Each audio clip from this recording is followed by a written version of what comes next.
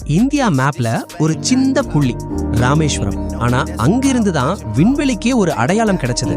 ஒரே பேரு, அப்துல் கலாம். ஒரு பக்கம் வறுமை, இன்னொரு பக்கம் புயல். அப்பாவோட படகு கடலோட போயிருச்சு. ரயிலிருந்து வீசப்படுற பேப்பரை எடுக்க மணல்ல ஓடுனான்.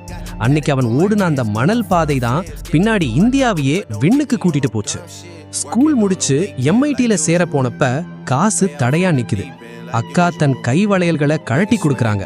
அந்த நகைகளை பார்த்த கலாம் அன்னைக்கு ஒரு உறுதி எடுத்தாரு. என் அக்கா அடகு வச்சது தங்கத்தை இல்ல, அவங்க நம்பிக்கைய. அதை நான் வீணாக்க மாட்டேன். படிப்பு முடிஞ்சதும் கலாம் முன்னாடி 2 வாய்ப்பு இருந்தது. ஒன்னு இந்திய விமானப்படை, அதாவது பைலட் ஆகிறது. இன்னொன்னு பாதுகாப்பு அமைச்சகத்துல வேலை. கலாம்க்கு சின்ன வயசுல இருந்தே வானத்துல பறக்கணும்னு ஆசை. அதனால நேரா டேராடூனுக்கு இன்டர்வியூ போறார். 25 பேர் வந்திருக்காங்க. அங்க நடந்த தேர்வுகள்ல கலாம் 9வது இடத்தை பிடிக்கிறார்.